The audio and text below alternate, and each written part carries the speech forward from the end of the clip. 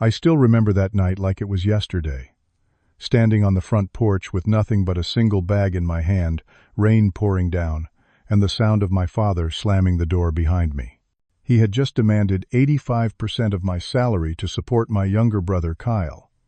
When I refused, he looked me dead in the eyes and said I was no longer his son. What could make a father turn his back on his own child? Before we begin, let me know where you are watching from in the comments below. If this story touches your heart, please hit that like button and subscribe to the channel. Now let me take you back to where it all began, to the moment I realized that sometimes the people who should love you the most can hurt you the deepest. I grew up in a small town in Ohio, the kind of place where everyone knew everyone and families stuck together through thick and thin. At least that is what I believed when I was young. My mother was the heart of our home. She worked 2 jobs to make sure my younger brother Kyle and I had everything we needed. She would come home exhausted, but she always had a smile for us. She always had time to sit with me and help with my homework, or to read Kyle a bedtime story. Then everything changed when I was 12 years old. My mother was diagnosed with cancer. It happened so fast. One day she was laughing in the kitchen, and 6 months later she was gone. Kyle was only 8 at the time. I remember holding his hand at the funeral, promising myself that I would take care of him the way our mother would have wanted. But my father Harold changed after she passed. It was like a light went out inside him. He became cold, distant, and harsh, especially toward me. At first I thought it was just grief. I told myself he would come around eventually, but he never did. Instead, he poured all his remaining love and attention into Kyle. I later realized why. Kyle looked just like our mother. He had her soft eyes, her gentle smile, her wavy brown hair. Every time my father looked at Kyle, he saw her. And every time he looked at me, he saw himself a man he had grown to resent. The favoritism became impossible to ignore as we grew older. Kyle got new clothes for school while I wore hand-me-downs. Kyle got to hang out with his friends on weekends while I stayed home doing chores. When I brought home straight-A report cards, my father barely glanced at them. When Kyle failed a class, my father made excuses. He is still young. He is figuring things out. Give him time. I learned to keep my head down and work hard. I got a part-time job at 16 to save money for college. I studied late into the night, determined to earn a scholarship because I knew my father would never pay for my education. And I did it. I got a full ride to a state university. The day I received my acceptance letter, I ran home to show my father. He looked at it, shrugged, and said, "Good for you. Figure out the rest on your own." Meanwhile, Kyle dropped out of high school in his junior year. He said school was boring, that he had better things to do. My father did not say a word. No lectures. No consequences. Just silence and acceptance. I moved away for college and worked harder than I ever had before. I graduated with a degree in accounting and landed my first job at a small firm in Columbus. The starting salary was $2,800 a month. It was not much, but it was mine. I had earned it through years of sacrifice and determination. The first week I received my paycheck, my phone rang. It was my father. He did not ask how I was doing or congratulate me on my new job. Instead, he got straight to the point. "Kyle needs money. He wants to go to trade school. I need you to send 50% of your salary every month to help out." I was stunned. 50% I had rent to pay, bills to cover, student loans to manage. But despite everything, a part of me still wanted to believe in family. I still wanted to be the good son, the responsible older brother. So I agreed. For the next year, I sent half of everything I earned back home. I moved into a tiny studio apartment in a bad part of town. I ate instant noodles for dinner most nights. I skipped meals to save money. I wore the same 3 shirts to work because I could not afford new clothes. And not once did I receive a thank you from my father or Kyle. Not once did anyone ask if I was okay, if I was eating enough, if I was happy. The money disappeared into a void, and I was left wondering if it even mattered. After a year of sending money home, I decided to visit for Thanksgiving. I had not been back since I started working, and I thought it would be good to see the family. I did not tell them I was coming. I wanted it to be a surprise. When I pulled into the driveway, I noticed a brand new motorcycle parked outside. Strange, I thought. My father never mentioned buying anything new. I walked up to the front door and let myself in. The house was different. There was a big flat-screen television in the living room, a new leather couch, and a gaming console that must have cost several $100s. Then I heard voices coming from the kitchen. I walked in and froze. Kyle was sitting at the table with 4 of his friends playing poker. There were stacks of cash on the table. They were laughing, drinking beer, completely oblivious to my presence. Kyle finally looked up and saw me. His smile faded for just a second before he recovered. "Oh, hey, Jesse. Did not know you were coming." I stared at the money on the table. "What is this? I thought you were in trade school." Kyle shrugged. "Yeah, that did not work out. Too boring. But do not worry, I have been making money other ways." He gestured at the poker game with a smirk. I felt my stomach drop. All those months of sacrifice. All those nights, eating nothing but ramen. And this is what my money was funding. Gambling and parties. I confronted my father later that evening. I told him what I saw, demanded to know why Kyle was not in school, why the money was being wasted. My father's response cut deep. "He is still young," he said dismissively. "He needs time to find his path. You are his older brother. It is your responsibility to support him until he figures things out."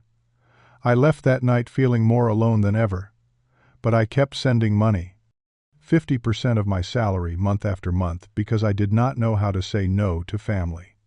6 months later, my father called again. His voice was urgent this time. "Kyle is in trouble. He owes money to some dangerous people. I need you to send 65% of your salary from now on. Just until he pays off his debts." I wanted to scream. I wanted to hang up the phone and never look back. But the fear in my father's voice was real. What if something happened to Kyle? What if he got hurt? So I agreed. Again. My life became a constant struggle. I could barely afford rent. I had to borrow money from a coworker to pay my electricity bill one month.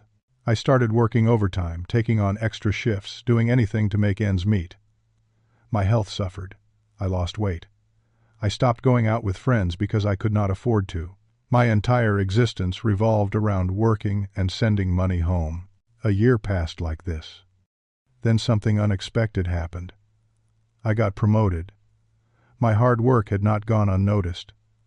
My boss gave me a raise, bumping my salary to $3,500 a month. For the first time in years, I felt a glimmer of hope. Maybe things would get better. But within days of my promotion, my father called. He had heard about my raise from a relative. His demand was simple. "I need 85% now.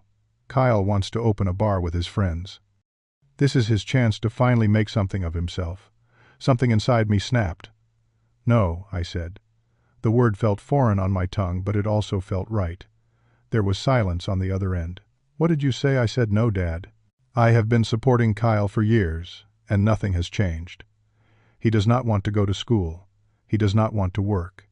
He just wants to spend money on gambling and parties. I cannot keep living like this." My father's voice turned cold. "You are his brother. You have a responsibility." "And what about my life?" I asked. "What about my future? When do I get to live for myself?" The argument escalated. My father accused me of being selfish, ungrateful, a failure as a son.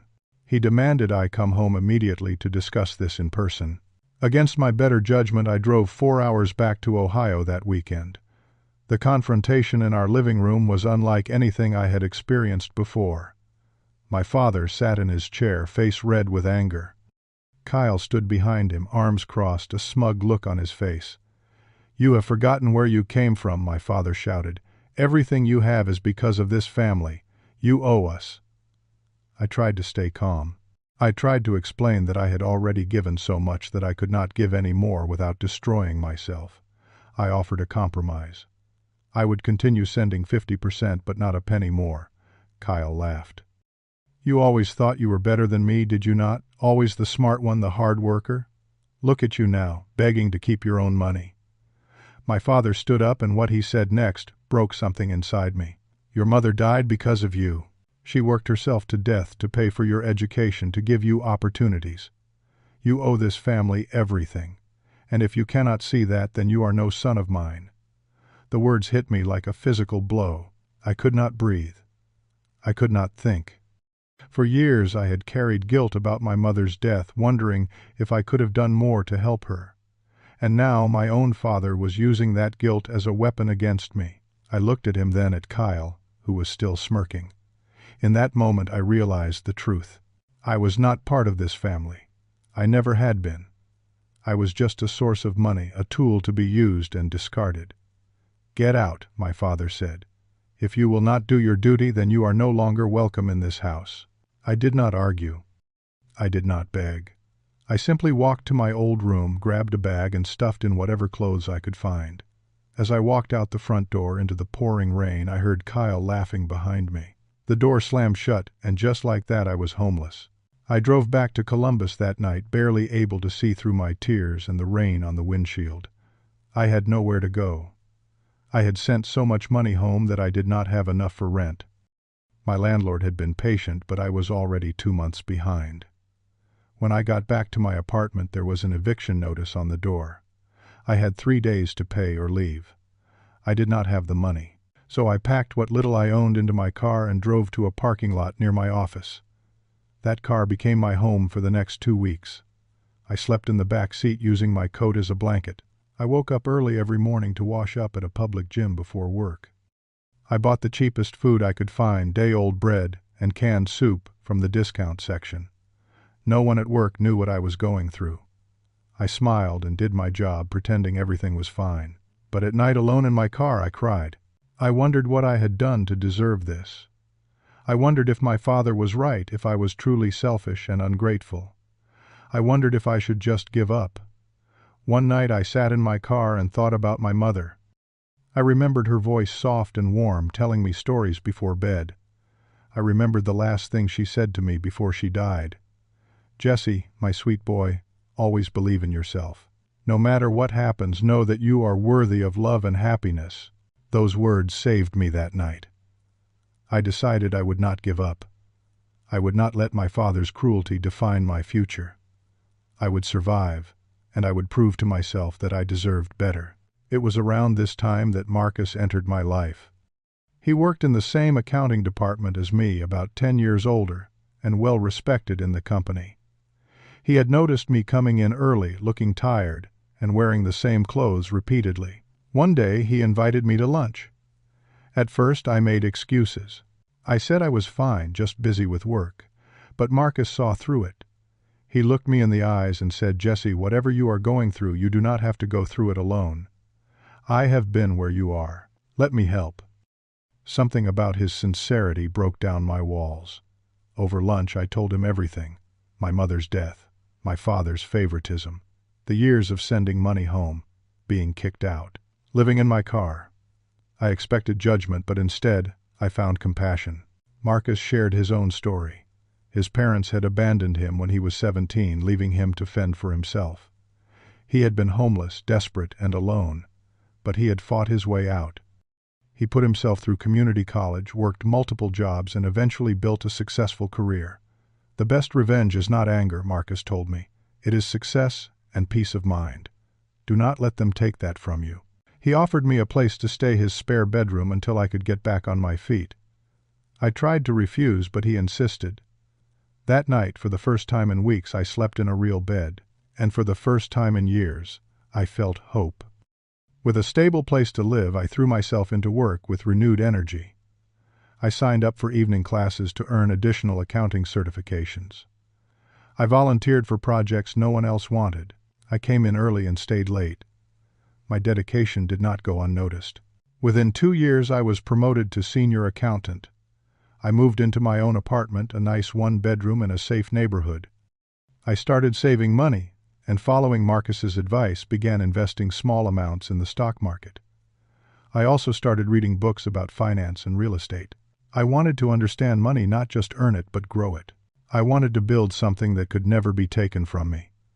5 years after being kicked out of my father's house, my life was unrecognizable. I had become the chief financial officer at a growing company in Chicago. My salary was more than 10 times what I had earned at my first job. I owned a 3-bedroom house in a nice suburb, with a yard and a 2-car garage. I drove the kind of car I used to dream about during those nights sleeping in my old sedan. Most importantly, I met Linda. She was a corporate lawyer, brilliant and beautiful, with a laugh that could light up any room.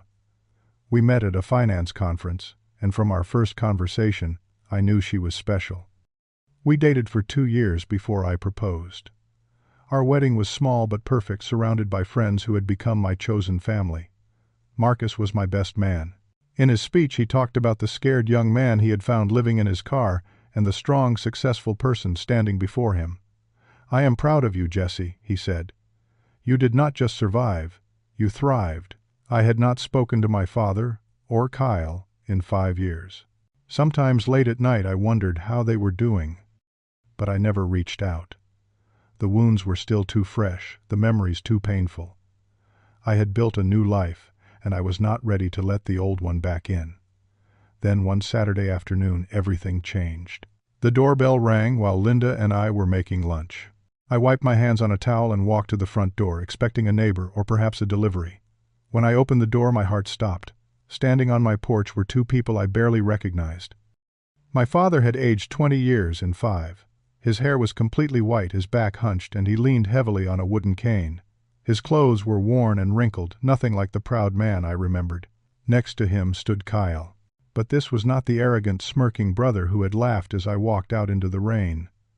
This Kyle was thin, almost skeletal, with dark circles under his eyes and hollow cheeks.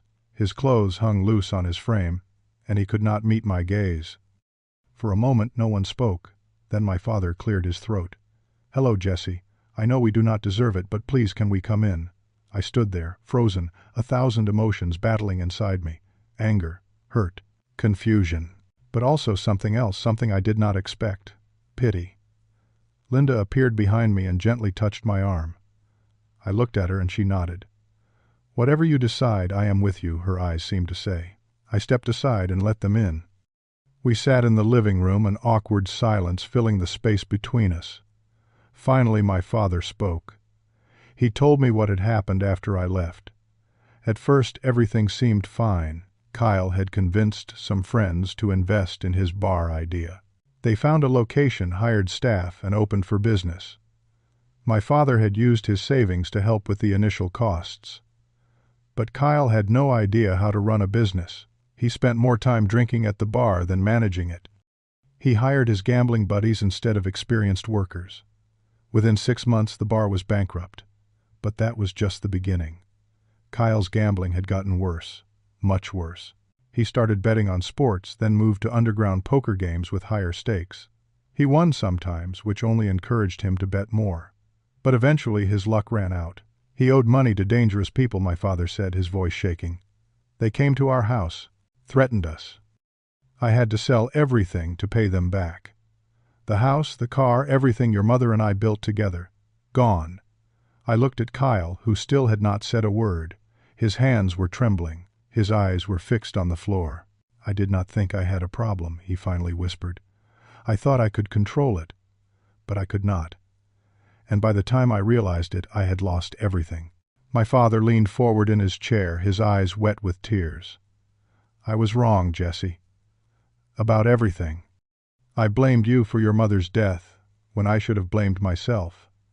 I pushed you away while spoiling Kyle, and look what happened. I destroyed our family." He paused, struggling to continue. "I know I have no right to ask, but we have nowhere else to go. We are sleeping on a friend's couch. We do not have money for food. Please, son, help us." I sat in silence for a long moment. The old me would have given them everything. The old me was desperate for my father's approval, willing to sacrifice my own well-being for scraps of acceptance. But I was not that person anymore. I looked at my father, then at Kyle. I spoke calmly, clearly, without anger, but without weakness. "I will help you, but not the way you expect. Kyle, you have a gambling addiction. It has destroyed your life and nearly destroyed our father. I will pay for a rehabilitation program, a good one, but you have to commit to it completely. No half measures. After rehab, I will help you find a job. A real job, not some scheme to get rich quick. You will work hard, earn your own money, and learn what it means to be responsible. Dad, I own a small apartment building on the other side of town. One unit is vacant. You can live there rent-free, but you will take care of yourself. Cook your own meals, clean your own space, live with dignity. This is your one chance. If Kyle gambles again, or if either of you tries to manipulate me for money, we are done. Forever. No second chances." The room was silent. Then Kyle looked up at me, really looked at me for the first time. Tears were streaming down his face. "I am sorry, Jesse, for everything. For laughing at you that night. For taking your money. For being such a terrible brother. You did not deserve any of it." My father nodded slowly. "You are a better man than I ever was. Thank you." It took time, but things slowly improved. Kyle completed a 6-month rehabilitation program. It was not easy. There were setbacks, moments when I wondered if he would relapse. But he stuck with it. After rehab, I helped him get a job at a warehouse. It was hard work, nothing glamorous, but he showed up every day. For the first time in his life, Kyle was earning an honest living. My father adjusted to life in the small apartment. He started gardening on the tiny balcony, growing tomatoes and peppers. We had dinner together, sometimes awkward at first, but gradually more comfortable. The conversations were never quite what a normal family would have. There was too much history, too much pain. But there was also something new. Respect. I do not think I will ever fully forgive my father for what he said about my mother. That wound runs too deep. But I have made peace with it. Holding on to anger was only hurting me. By letting go, I freed myself. Looking back, I realized that those terrible years taught me something invaluable. My worth is not determined by what others think of me, not even my own family. I am enough exactly as I am. And sometimes the people who hurt us the most are the ones who teach us how strong we truly are. The best revenge is not anger. It is building a life so full of purpose and joy that the past cannot touch you anymore. If you made it this far, I want to ask you something. Have you ever had to walk away from family to save yourself? How did you find the strength to rebuild? Let me know in the comments below. I read every single one. If this story resonated with you, please take a moment to hit that like button. It helps more than you know. Subscribe to the channel and share this video with someone who might need to hear it.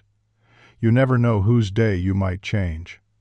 Thank you for being here, for listening, for caring. I hope my story reminds you that no matter how dark things get, there is always a way forward. You are stronger than you think, and you deserve a life filled with peace and happiness. Take care of yourselves, and I will see you in the next one.